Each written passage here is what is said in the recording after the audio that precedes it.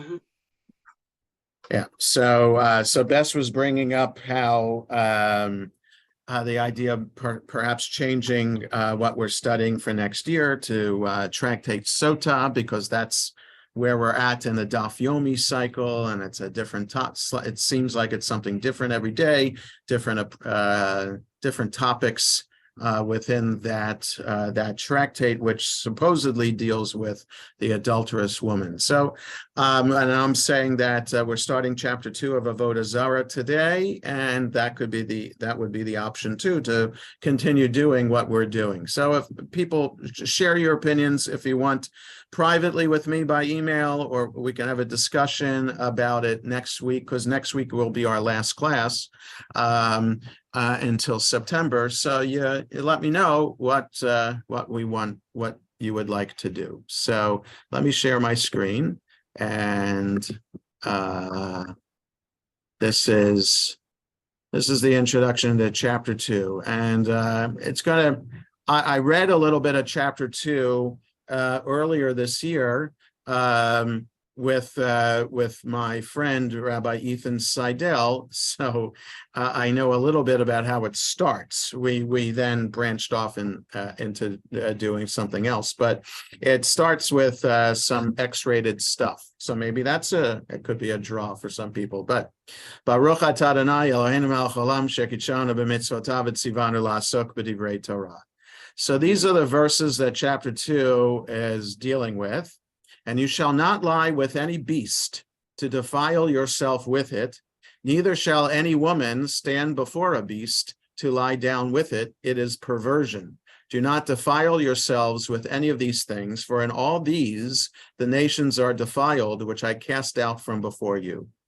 Okay, so that's from Leviticus 18, in a chapter that deals with forbidden sexual intimacies. And then Deuteronomy 7, neither shall you make marriages with them. Your daughter you shall not give unto his son, nor his daughter shall you take unto your son, for he will turn away your son from following me, that they may serve other gods. So will the anger of the Lord be kindled against you, and he will destroy you quickly. Okay, so a verse about not intermarrying with the Gentiles, or to be more specific, the idolaters.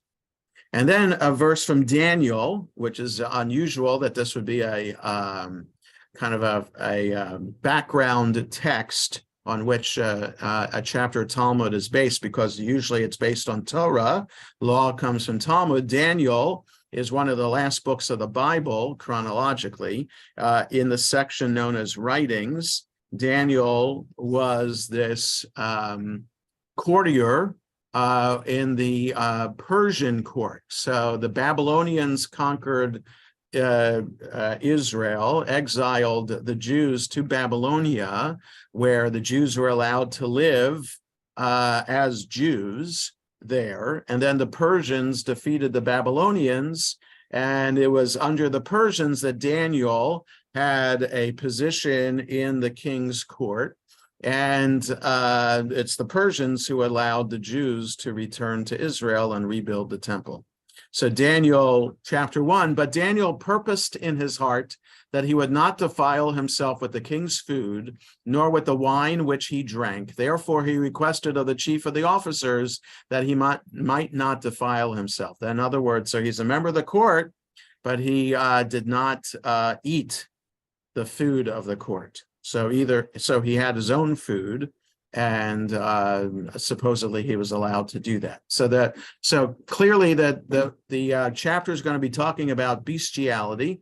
It's going to be talking about intermarriage, and it's going to be talking about food of non-Jews.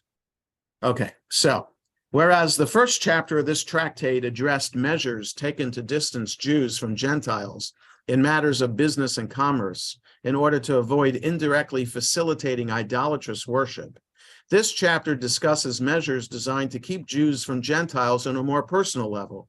In particular, these measures were taken due to concerns about adultery and murder. I just want to stop for a second and just point out just how interchangeable the words are, Gentile and idolatrous worship. Okay, so that it's an issue today in how to apply these laws to Jewish life today, because Gentiles today are not idolaters, whereas Gentiles in the time of the rabbis, in the time of the Mishnah, Gentiles were idolaters. In the time of the Gemara, it's unclear whether the Persians that the Jews were living with in Babylonia were idolaters. That's unclear. I'm not sure about that. But the Romans were still involved in the land of Israel, right? So during the Jerusalem Talmud period, for the beginning of it, the first half of it, right? The Jerusalem Talmud was edited in the year 400. So the emperor who converted to Christianity was in the 300s, right? So then the Roman Empire was no longer pagan; it was Christian. So it took a while. Okay, but still, theoretically, it was Christian. And as we know, Christianity is not idolatry, even though it looks like it's idolatry. So the transition then, and the use of the words here to understand our relationship with Gentiles is more nuanced today than it was in the time of the Mishnah and the Gemara. And you can't, I would say, as a conservative rabbi, that you can't apply these laws to all non-Jews today, because not all non-Jews are idolaters, which means that it wouldn't necessarily be against Jewish law to do business with non-Jews in the way that chapter 1 described, and possibly in some of the things that we're going to learn about today that we might not have to be so concerned about. But Orthodox Jews, some Orthodox Jews, maintain these laws that are clearly about idolaters. They apply them to Gentiles today who are not idolaters. Okay, so I'm just saying that within the Jewish community today, there is a debate as to how to apply these laws to the non-Jews amongst us. So Michael has a question, and then Jesse. Just a historical point. My grandfather, who was an observant guy from an observant community, had a store opposite the local Catholic church, and he sold votive candles and all that kind of stuff that you might use in the church, with perfectly within the acceptable rules of the community at the time, the Jewish community at the time. Right, and so 1920s to 50s. So I would also say about this that with the coronation last week, the London Beit Din allowed the chief rabbi of England to attend the coronation on Shabbos in Westminster Abbey in a church. So you can make an exception when you want to make an exception to the laws, and you could argue that there could be a leg to stand on to say that Jews shouldn't walk into a church when a service is going on, right? It might be okay to walk into a church as just a tourist when there's no service going on, but when there is a service going on, I think there are a lot more people who would say we shouldn't do that, because it could look like we're condoning or participating in the worship. But yes, Bess, and then just on the other hand, when we lived in New York City in the 60s, the voting place was in the basement of a church, and the Orthodox Jews in our neighborhood would not go in, and they had to change the venue. Because it was a basement, no pictures. Okay, right. So that's what I'm saying. There's an example right there of how these laws come into practice today, and the very, very strict Orthodox would say this applies today, and other people would say, well, maybe it doesn't apply today, because first of all, it's the basement. There might have been a cross on the wall in the room that you were voting in, but still, it's clearly the basement, not a place where people are praying. So you would think for the sake of voting, it would be okay to go in there and vote and walk out, because nobody's going in to pray at that time. Right? So it would be clear that the time of voting is not a time of praying. So that could, okay, but I'm not an Orthodox rabbi, and I couldn't make that argument for them. So we yeah, didn't so know Deb- we didn't know whether to support the quote boycott, or which would mean not voting. Either way, Right. it's not good. right. And Yeah. also how Ivanka and Jared Kushner got dispensation from the Kesher, I think it was Kesher Israel rabbi, to go to Donald Trump's inauguration on a Saturday in a church, the service there. Yeah, but so, if again, if you want to make the exception, you can make the exception, and there's room to do it. And then, you have to live with the exception that you're making.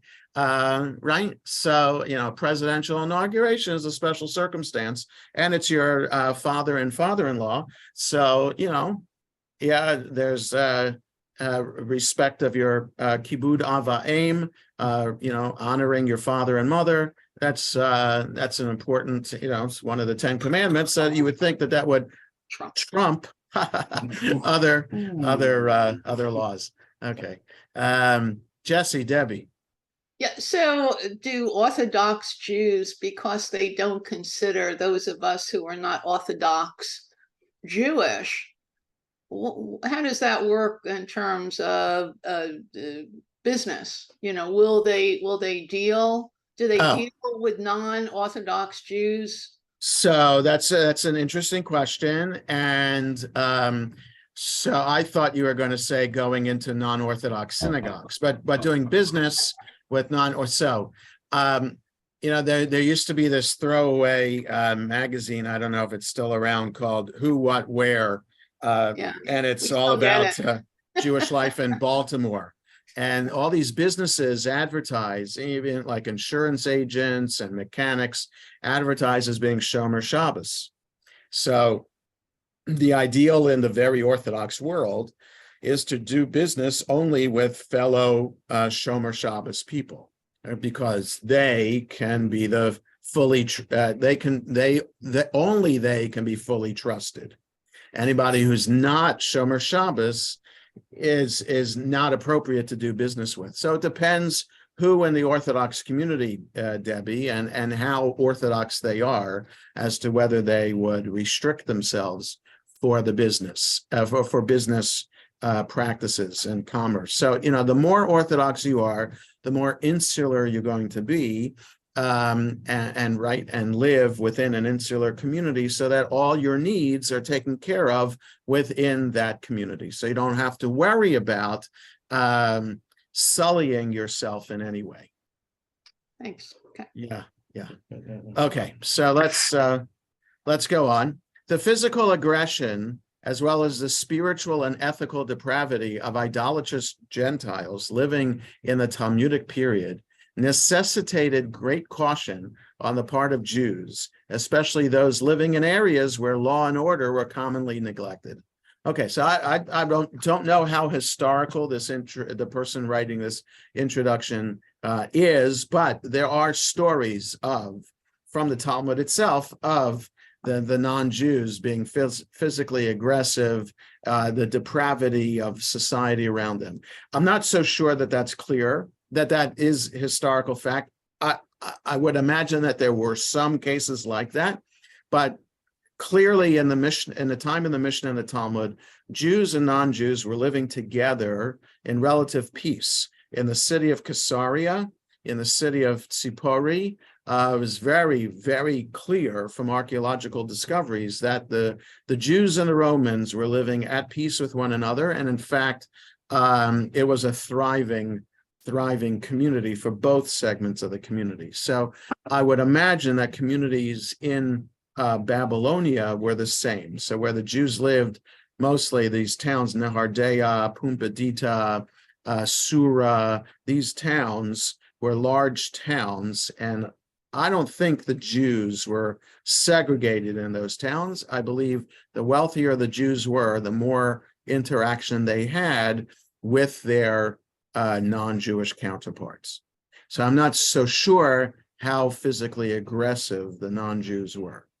Consequently, the sages established various ordinances designed to protect their communities by limiting interactions between Jews and Gentiles. This chapter examines the nature of these ordinances, as well as their applications and limitations.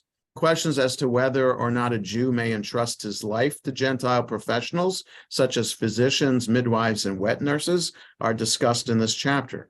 The chapter also discusses the possibility of aiding idolatrous Gentiles and other malefactors by preventing their demise. Right? So, pikuach nefesh, saving a person on Shabbat, outrules all the laws of Shabbat. Does that apply to non-Jews? Right? Like a non-Jew is about to die in a fire. Are you allowed to pull a non-Jew out of a fire, out of a burning home on Shabbat? Right? So, Jules wants to say something. oh, okay. Yeah, Jules. I need to understand something Yeah. that you have repeated over and over again Yeah. as a mantra. And I want you to tell me how you arrived at that decision. Yeah. How is it that Catholics are not idol worshippers? Give me that rationale, because somehow it doesn't stick in my mind. I watch Blue Bloods every day, and they're eating at the table, and they're saying the prayer over the food and in the name of, as Yes. you know, and Yes. I keep asking myself, where does Rabbi Lehman get this? They're not idol worshippers. Right. So from what I understand, and from the medieval rabbis who lived in Christian Europe, who knew about this and said that Christianity is not idolatry, it's because they understood, those rabbis in the Middle Ages understood the nuances of Christianity, and that the Trinity is just a representation of the one God. So in other words, the rabbis understood that the Christian God is the same as the Jewish God. It's just that Christians use the Trinity as a facilitator to get to God, whereas Jews don't have a facilitator. Okay, so they're not, though it looks like they're bowing down to and praying to Jesus. Jesus is just the Son of God, who is the facilitator in the form of Father, Son, Holy Ghost of Christian prayer and belief. Okay? So, yes. No, that's not it. Yes, think Bess? Madonna, we've all seen parades where the Catholics are carrying, seated on a chair is Yes. or the representation of Madonna, and they are worshiping. Okay, so again, I'm not Christian. None of us on this Zoom class are Christians, so we don't know absolutely about all aspects of Christian thought and practice. Okay, so all we're going to be discussing now is what we think we know. Okay, so I just want to put it out there that so no matter how close we could be with a Christian friend, unless we took a class on Christianity ourselves to understand exactly the nuances of it, I'm not so sure that we're the ones to talk about it. So I'm just saying that from what I understand, even these parades of Madonna and whatnot, that it's all just a representation, it's like in the desert, in the book of Numbers, there was this serpent thing that Moses built, that serpent on a staff that was supposed to that God commanded Moses to do in order to rid the plague of serpents that was happening at the time. And the people raised their eyes to this staff, and it seems from the Torah that they were praying to it. So the commentators had to go out of their way to say, no, they're not praying to this staff. It's just a temporary representation of the one God. So that's how I understand how the rabbis understand Christianity. Yes, Michael. The idea of facilitators or whatever is not entirely un-Jewish. Right. Because you've got people who go to Uman on the high holidays. You've got the idea, Rabbi Meir Baal HaNes. Right. So there are these saints, rabbi saints. Prayer, Right, right. Yeah, so that again, it's depends on in the Sephardi world and in the Hasidic world, the idea that rabbis, you go to the tombs of the rabbis to pray, is for some, for those on the outside might say that smacks of idolatry and that shouldn't be done. I'm just saying there's a critic. I'm just saying within the Jewish community, there are critics of those people who go to the rabbis' tombs. So because it looks like idolatry. Okay, so we see this is nuanced, it's complicated. The second part of this chapter deals primarily with various prohibitions instituted by the sages concerning certain foods belonging to Gentiles. These prohibitions can be divided into several categories. Some foods are prohibited due to the possibility that they were involved in idolatrous ritual and are not prohibited only for consumption, but also for any sort of benefit. The paradigm for these substances is wine, since it was commonly used as a libation in idolatrous rituals. There are several questions, primarily with regard to when one must be concerned that a Gentile might have dedicated the wine in his possession, or wine belonging to a Jew with which he had contact as an idolatrous libation. Furthermore, it must be established whether wine prohibited due to the possibility that it was used as a libation has the same status as wine that is known to have been used in an idolatrous ritual. Issues pertaining to vessels that have come into contact with such wine are considered as well. So this is an issue today in kashrut circles, right? So kosher wine inherently is kosher. The process of making wine, there is nothing unkosher about it. There are certain in the clarification process of the wine. That's where kashrut comes into question in terms of what chemicals products are used in the clarification. So sometimes. I heard decades ago that ox blood was added to red wine.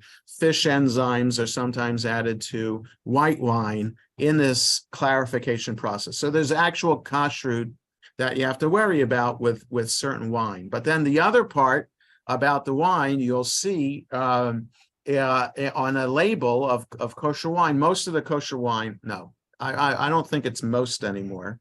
Much of the wine that is kosher says mevushal on it, which means that it's pasteurized.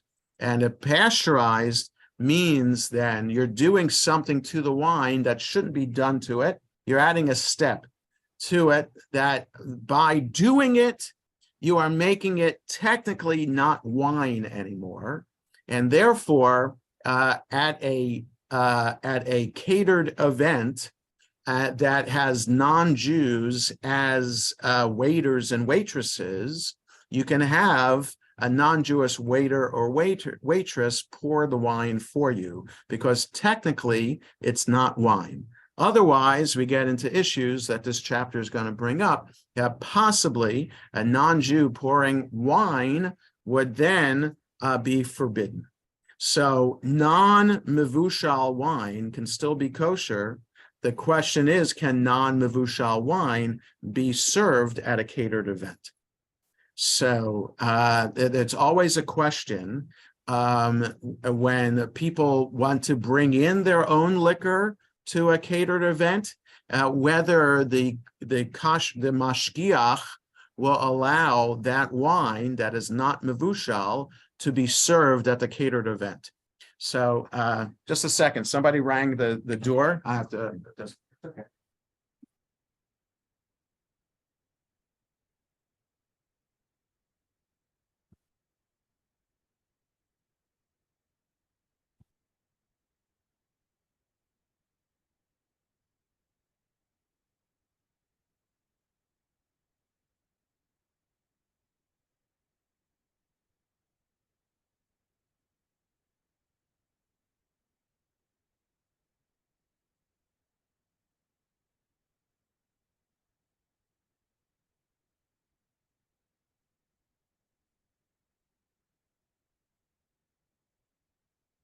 Okay, sorry about that. The person who's doing a religious school program just came in. So if we agree to continue studying this chapter and not do what Bess is suggesting, we'll get into these issues of kosher wine and catered events. Okay, and we go on. An additional problem with the consumption of wine is that it causes lightheartedness, and the sages were concerned that consumption of wine in the company of Gentiles could lead to mutual affection and eventual intermarriage. This is really the main reason for waiters and waitresses, non-Jewish waiters and waitresses, not serving non-mevushal wine. I mean, only serving mevushal wine because of this, which I think is ridiculous to maintain, right? Who's thinking about, it could be possible that the waiter or waitress could catch the eye of a guest at a catered event, but one is what they're talking about is really at inns, roadside inns, where Jews and Gentiles might be enjoying company together. And the rabbis really discouraged that from happening because of it could lead to mutual affection and eventual intermarriage. This concern also extends to other foods, such as beer and bread, which are also discussed in this context. In its later section, the chapter deals with foods that are prohibited for reasons unrelated to Gentiles and idolatry, because they might include non-kosher ingredients or are themselves non-kosher, right? Can you eat food prepared by non-Jews, right? Even just bread, right? So if everybody's making bread the same way, can you eat Gentile bread? Right? And you know that the Gentiles aren't going to add another ingredient that Jews don't add to it that are non-kosher ingredients. Is that considered kosher or not? The Gemara examines the halachot in cases involving the uncertain status of such foods, the credibility of a Jew who sells them, and the use of distinguishing marks to determine their kashrut. The final Mishnah lists those foods which a sage is permitted for consumption, despite the existence of possible reasons to prohibit them. Post-Talmudic rabbis have found the passages in this chapter troublesome when taken at face value and have explained their ramifications with regard to the assessment of Gentiles in various manners. One opinion is that of Rabbi Menachem HaMeiri, who claims that the Talmudic sages were referring to pagans who lacked moral and ethical restrictions and who had persecuted Jews mercilessly. He asserts that by his time, all of humanity had been exposed to the moral and ethical teachings of the major religions and were disciplined by those norms. Consequently, such prescriptions are not applicable to contemporary Gentiles. This is the Meiri, and I think he's late Middle Ages. This opinion has been endorsed by a number of later rabbinic authorities, including Rabbi Abraham Isaac Cook, who was chief rabbi of British Mandatory Palestine 100 years ago, Rabbi Yechiel Yaakov Weinberg, I'm not sure who he is, and Rabbi Eliezer Waldenberg, I've heard of him, also a rabbi, I believe, who was in Israel. So there are contemporary Orthodox rabbis who say that the opinions stated here in this chapter might be outdated. Meiri Okay. was 1300. Oh, the Meiri. So, Middle 12 to middle 13. yeah. Okay. So Michael was saying that the Meiri, he looked it up, is on the late 1200s, early 1300s. That's pretty incredible that at his time. So so living at a time where the Crusades had just finished, right? Talking about, oh, these Gentiles aren't are ethical and moral now, right? There are people in the Meiri's time who remember what the Crusaders did. And despite that, the Meiri is saying now that everybody's exposed to Islam and to Christianity, we assume that people are ethical and moral now. So it's fascinating that he did that. Okay. Any questions or comments about this before we start? So we have a few minutes to be able to start this. Okay, so now we get right into it with the bestiality. One may not keep an animal in the inns of Gentiles because they are suspected of bestiality. Right. So in other words, a Jew cannot keep his or her animal. So a Jewish-owned animal cannot be kept in a Gentile inn because you would suspect the Gentile of having fun with your animal. And your animal is part of you, and you cannot subject your animal to such treatment. Okay, since even so, the Steinsaltz goes on. Since even Gentiles are prohibited from engaging in bestiality, I guess it's one of the 7 laws of the children of Noah. That's what it's called. Everyone in the world has to observe these 7 basic laws, and Jews have 606 more.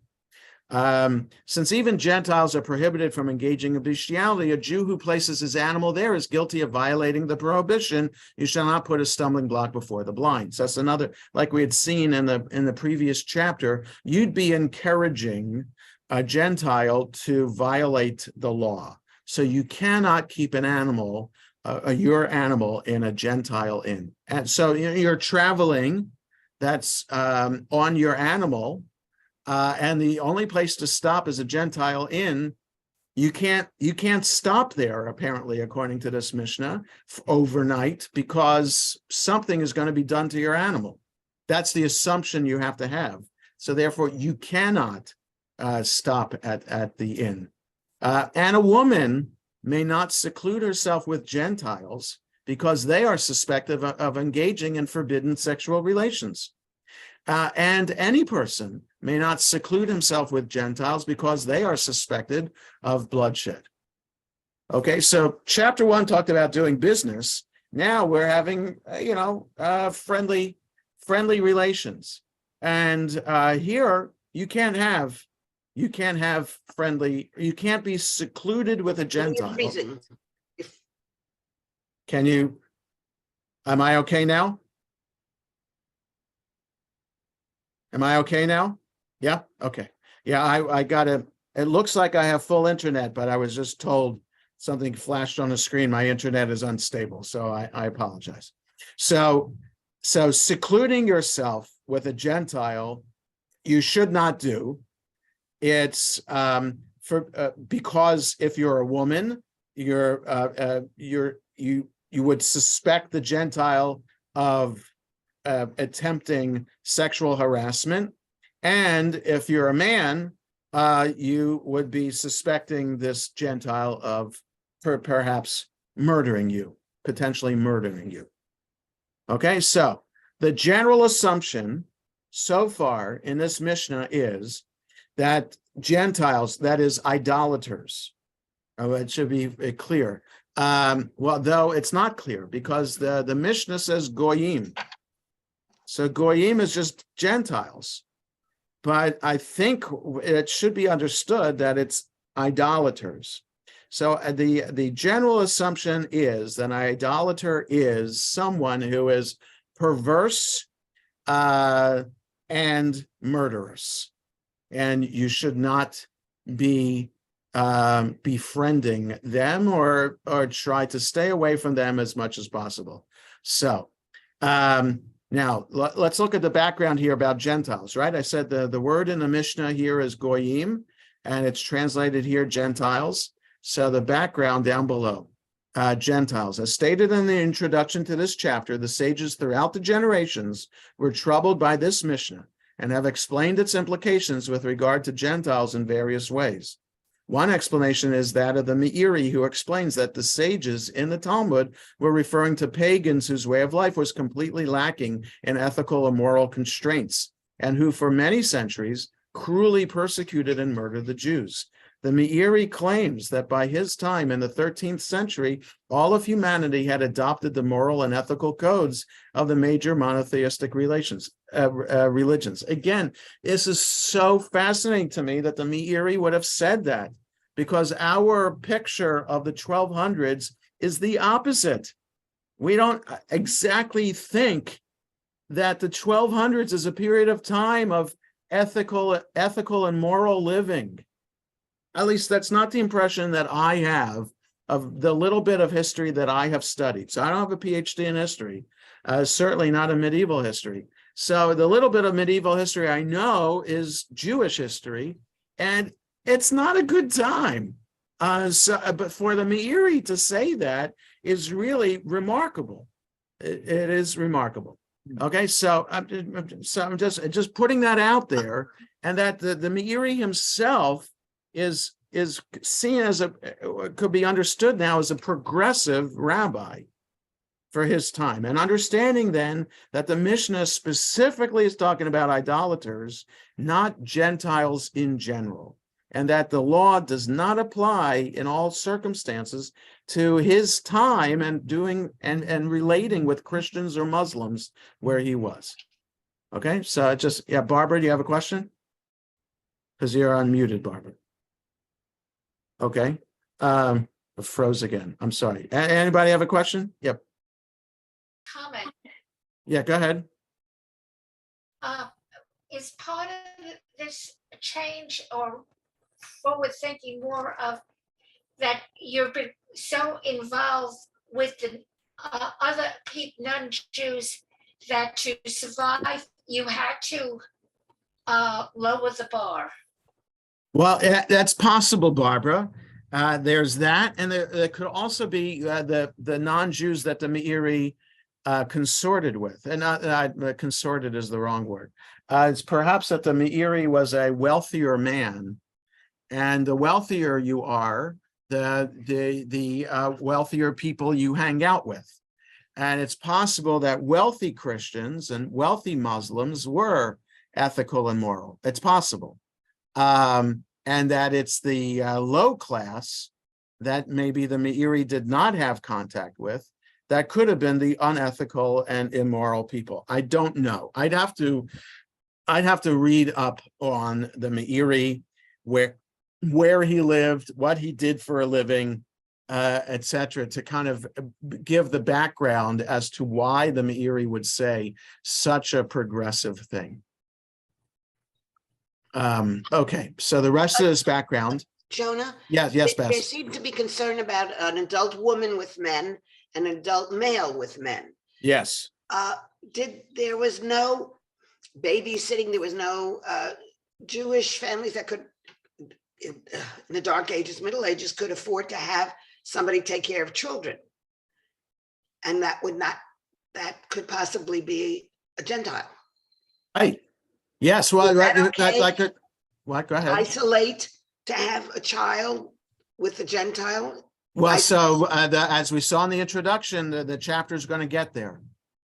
Okay. Okay. So I don't know how many pages in, but we'll get there with that. Can you trust a midwife to help with birthing your Jewish wife's child?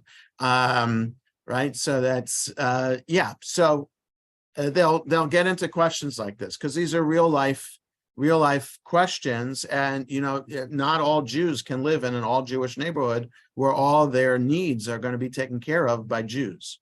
So these are real life questions.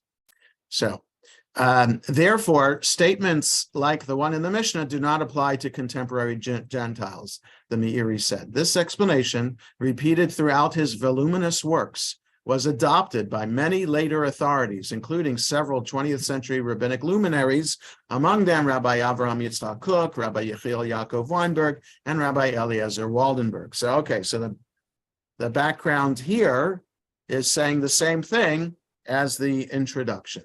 Okay, just to in case we didn't read the introduction, we have the background here. And then there's a note also here. Folks, can you hear me? Can you hear me? Yeah, I think you can hear me now. So there's on and off. On and off. Okay, so let me see what I can do here. Bear with me as I try to switch internet connection, okay? I'm going to give this a try.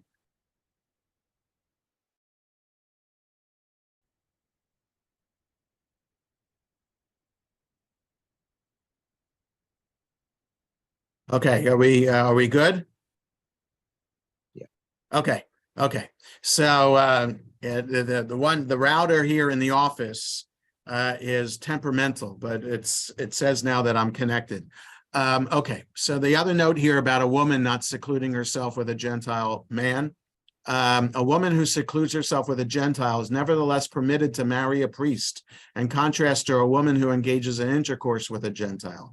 She is also not considered equivalent to a woman who was held captive by Gentiles, who is assumed to have been raped by her captors. This is because with regard to a woman who secludes herself with a Gentile, there's only a suspicion, not a presumption, that they engage in intercourse.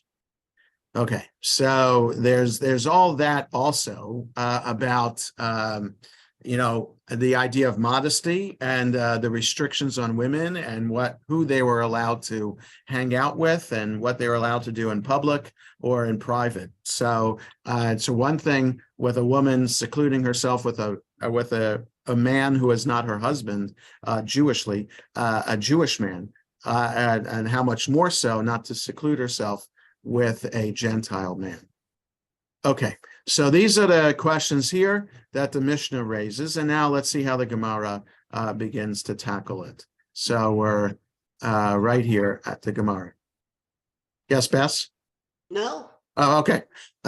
With regard to the assumption that Gentiles are suspected of bestiality, the Gemara raises a contradiction from a Baraita. So another source from the time of the Mishnah, but not in the Mishnah. One may purchase an animal from Gentiles for use as an offering, and there is no concern that it might be unfit due to it being an animal that copulated with a person, or due to its being an animal that was the subject of bestiality, or due to it having been set aside for idol worship, or due to the animal itself having been worshipped. Okay, so the Mishnah says you can't leave your animal at an inn because you suspect a Gentile of bestiality.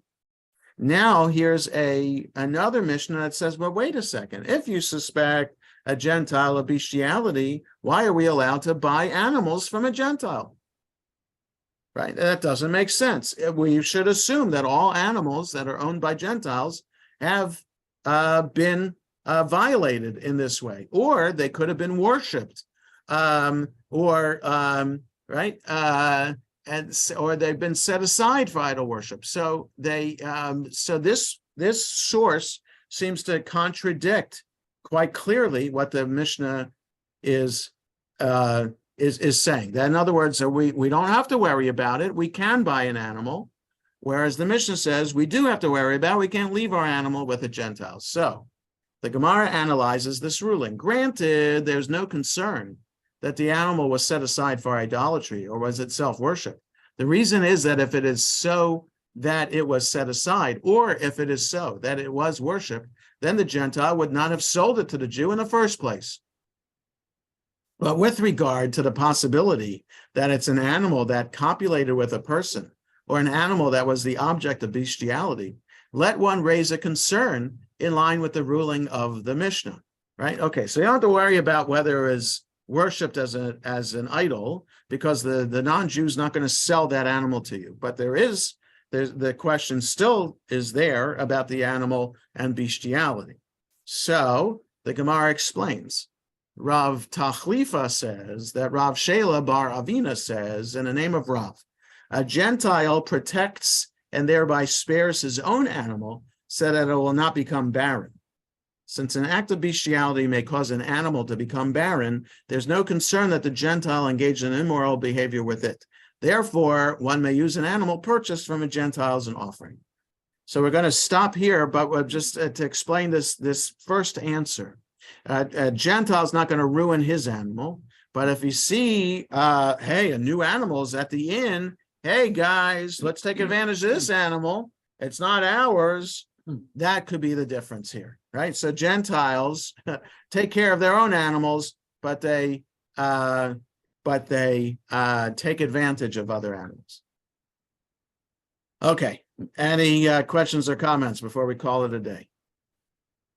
Yes, Jules. This poor guy on the road who Yeah. comes to an inn that he can't stay at, I guess he has to find a Marriott somewhere. Yeah, that's right.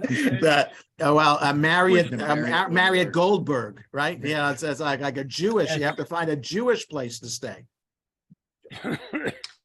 Well, Okay, so maybe that's why Marriott, Joseph you and picked, Mary- so Jules, you picked a really bad example with Marriott, right? Because aren't they Mormon? So that's, so that's a whole other, no, so you really want whatever a Jewish, it's a Jewish hotel chain would be the one to stop in. Yeah, Phil. Well, maybe, Grossinger's. Yeah, right, Grossinger's, right. You wouldn't have to worry about Grossinger's. Yeah, Phil. On this last point about, well, a Gentile is not going to violate their own animal because it might make them barren or whatever. Right. It's such tremendous inconsistency of the view of what was the same group, the same non-Jewish group, right? And in one sense, you can't trust them at all because of X, Y, and Z, but you can trust that they wouldn't violate their own animal because it would hurt them. It's just right. nonsensical. Well, it's not necessarily nonsensical. It's some basic element of human life. That is, if you're going to, like, everybody is not wealthy, Gentile and Jew. They're all scrounging for a living.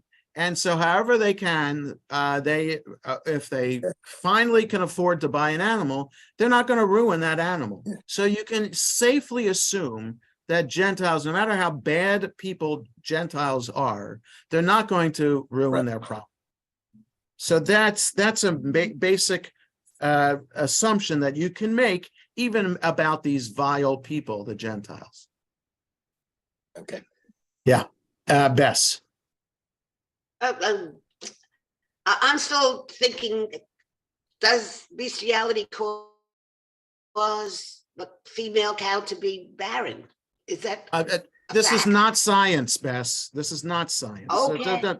Yeah, so you can look it up on Google to see if this is true, but we're not supposed to understand this as true. What we're only understanding is the basic point is that Gentiles don't want to ruin their animals. Okay, so that's I'm just thinking that they proved it by doing it. It's not a proof. Oh, I don't know. It's possible. It's possible, right? But I don't know. That's not the point here. The point is that it's about ruining the animal, and they don't want to ruin the animal. Okay. I was going to suggest that Mary and Joseph stayed in the manger to protect their animals, and that's really why they were there. All right, so let's not make jokes about that. Okay.